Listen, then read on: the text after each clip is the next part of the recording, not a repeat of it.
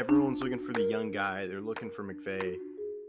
I think take a shot out Todd Bowles, get him a second shot at head coach, and see if he can do it. I don't think they will. If they don't have Anthony Davis, I'm saying it right now. If Anthony Davis is out for the playoffs, they don't make it out of the first round. It's crazy. And our kids will know how great Tom Brady is because he's going to be playing. Yes, it is 15.0%. That's what the Yankees brought Garrett Cole to do. He was a 6th-round pick. This is a fairy tale story that's being written in front of our eyes. People like to call them their JV team, and they just stole one of their better players. They didn't struggle against the Padres. The Padres didn't really put up a fight in most of the games. Jerry Jones, hope you're listening. Hi, I'm Landon Bowe, and you're listening to Outsiders Opinions with Kevin and Austin. What's up, y'all? Welcome to our NHL Opinions of the Week. And, we're a few months into the season. Standings have settled down, and the man that has some thoughts on the standings and where teams stand, Austin. Yeah, this has been kind of a weird year. There's some teams that I thought would be much better that are out of the playoffs currently, and I'll just get right into it. The Arizona Coyotes, if the season were to end today, would be the final seed in the West, the 8th seed. And they would be facing the, I do not know who has the tiebreaker. I'm guessing the Vancouver Canucks have the tiebreaker because of points percentage. So it'd be the Arizona Coyotes versus the Vancouver Canucks in a playoff series. Two teams that last year missed the entire playoffs, Kevin. Yeah, that's a good point. Yeah, I forgot the Canucks are at number one. The team that's surprising to me is the Predators. This is a team that bought out their their leading scorer from 2 years ago, Matt Duchene. They signed Ryan O'Reilly. I thought they were going to tank, or they were just going to take some time. But it looks like they can compete for a playoff spot. They would be ahead of the Coyotes. And who do you think the most disappointing team right now in the West is? In the West, I would probably argue that it still is the Oilers. The Oilers have a point percentage of 55.7. It would still be higher than the Predators and Coyotes because they played less games, but they still are out of a playoff spot at the moment, and that's very concerning to see. And I just want to say that the Coyotes being 12-6 at home, and they play in a college stadium. I mentioned this to a couple of friends, but Arizona State is really the only team in the South that is a very good D1 program. And the fact that, let me put it this way. The starting goaltender right now, Joey Daccord, for the Seattle Kraken, who's helping them get back into the playoff picture, went to Arizona State. So if he plays Arizona, he's playing where he played college hockey. That's his home stadium. That was his home stadium. Is it not kind of crazy?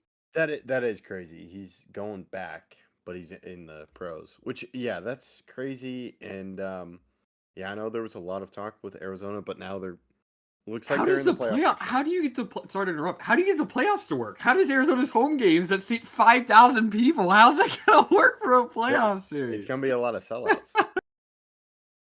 Oh, it's at the Arizona State University. Like, how do you, what great marketing for the school. Yeah, that it does benefit the school, and maybe this benefits Arizona to incentivize them on finally getting a stadium, or are they on getting their own stadium? It's been really confusing. I think right now they're still in the process, but they may not get it. And if they don't get it in a certain period of time, they will be relocated, unfortunately, for Arizona. But at the moment, they're there, and they're playing in a college stadium. I couldn't imagine if I'll just use the one that we would be more familiar with. It's like if the Cowboys played at SMU Stadium while the Cowboys were rebuilding their own. Or if you wanted to go playoff game, the Mavs did play at SMU, Moody Madness. In a playoff game? Yeah. Do you not know the story of Moody Madness? Educate us. So, for those that were unaware, in the 80s, because the Mavs were good in the 80s, the arena did not think the team was going to make it to the playoffs or go to the Western Conference Finals. So they had booked it for a concert, So they went to Moody Coliseum, or no, not. They went to Moody Stadium, which I believe is um, the SMU Stadium, um, and they played a playoff game.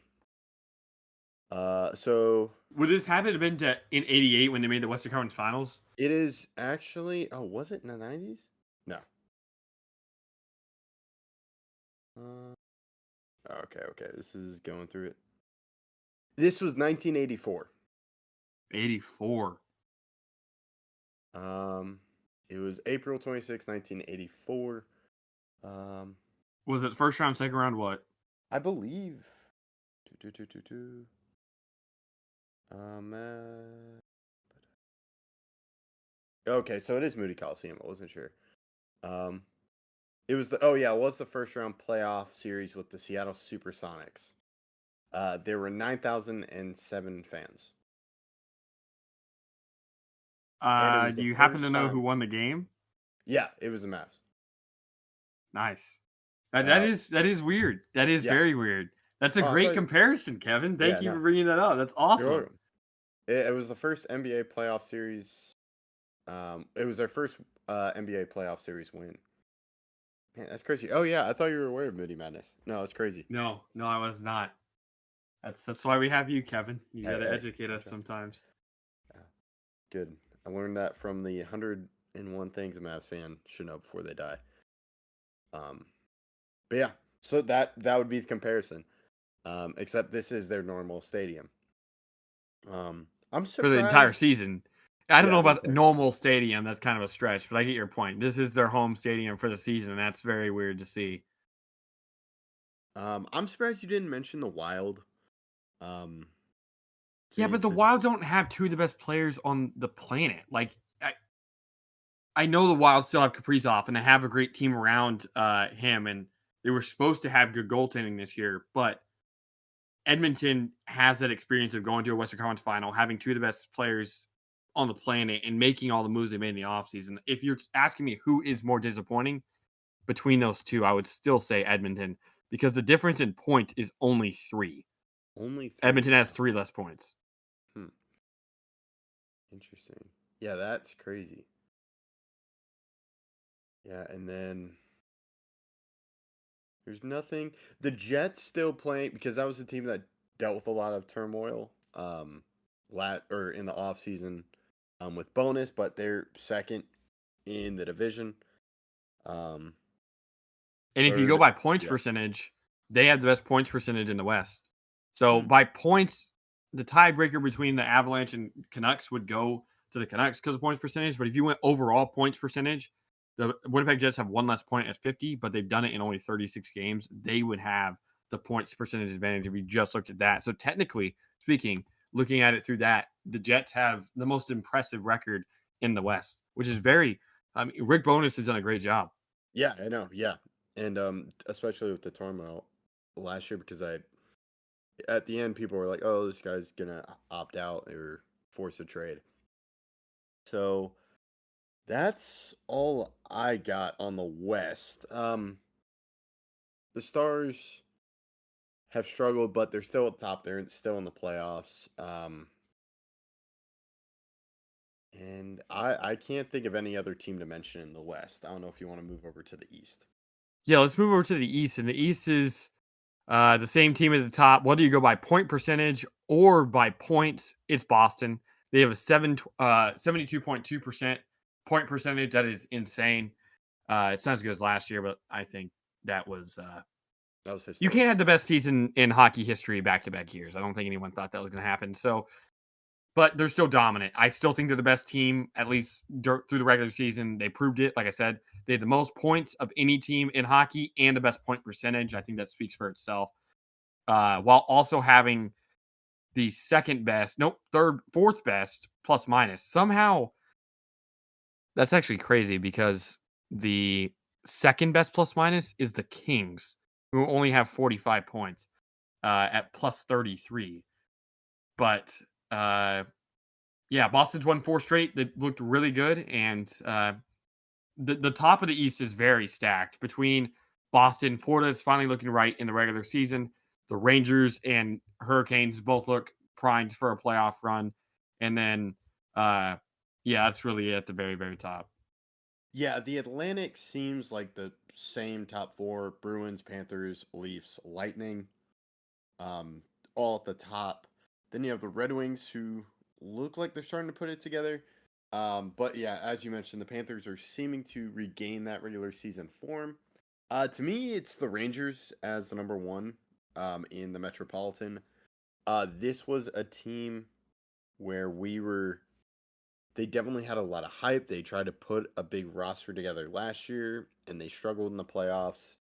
But it seems like they're finally getting it. And I believe this is a new coach for the Rangers. Is it? I don't think it is. I mean, it may be. Did they get rid of Gallant? Yeah, it's he believe it's Levante? Yeah. Oh, Or wait. Lav Oh, wait. You're right. You're right. You're right. Yeah, this is a new head coach. You're right. because I remember I think Gallant Gallant got a lot of the blame for what happened last year. Deserved or undeserved. Yeah, whatever way you want to look at it, it's working out for them now. I still put Boston ahead of them, even though it's been kind of weird because they played each other 3 times. One time Boston won, one time the Rangers won, and then the Rangers won again, but it was an OT. And regular season OT, as Kevin, we've watched a game live OT. Yeah. OT is very weird. It's not like regular season or postseason Yeah, OT. postseason It's not OT like is 5v5. like best While OT yes, it's probably. definitely more important than or more realistic or hockey like than a shootout, and I hate shootouts, but it's still not fully what the game is. Just if you're good at 3v3 does not necessarily mean you're going to be good come playoff time. So I saw those two are easily the two best teams, and while you may be more of a uh, fan of the Rangers than I am, Or I think I do think that Bruins. Boston has the better squad. Oh yeah, I think with the Bruins, like I brought up the Rangers because I was like, I'm surprised they're number one. The Bruins, after a historic year, like it's not as historic, but yeah, they're still number one in the East.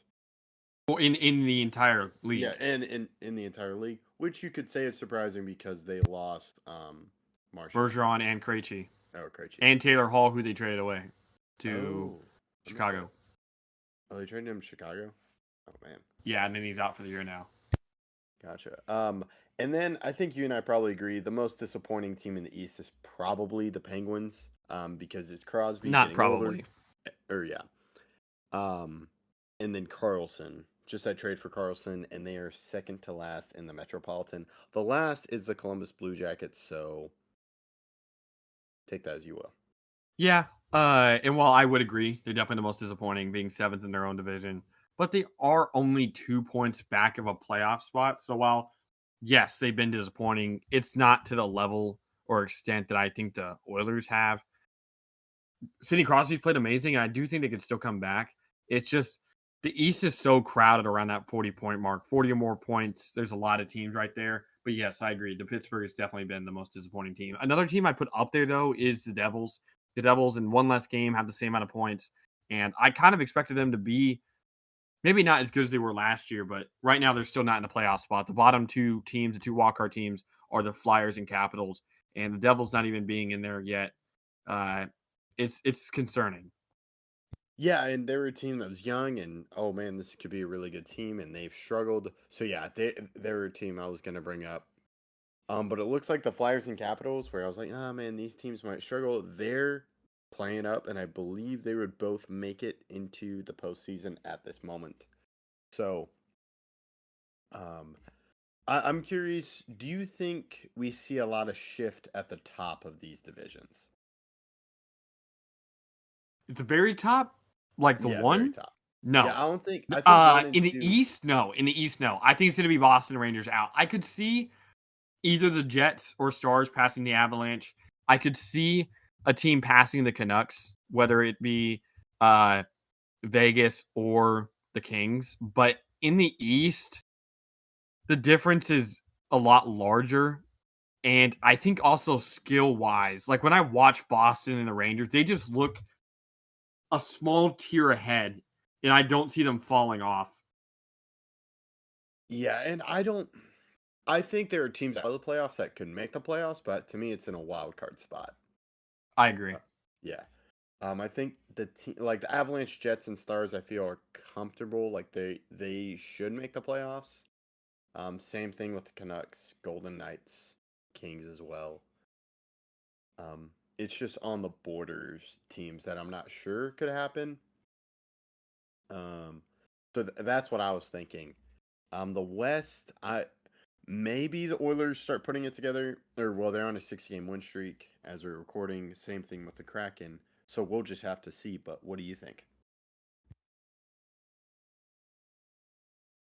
Yeah, I don't know. It's the trade deadline's really going to be like I did say before that this is a point where I'm starting to worry, and I am starting to worry about these teams, or are they legit? Like I think the Coyotes being in the playoff spot at this point of the season, like you can't say like maybe they fall out of it, but to this point they proved that they are a competitive team.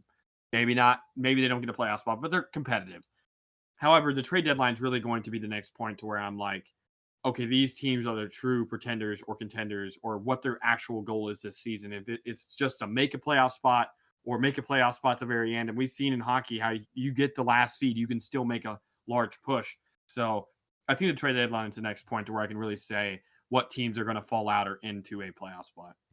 Yeah, and I think right now and where teams are in the standings really kind of sets how do teams determine what they're going to do at the deadline. So I think that's all I got. I'll toss it over to you to close it out. Yeah, thank you guys for listening. What teams do you think will make a big push or fall out of the playoff spot?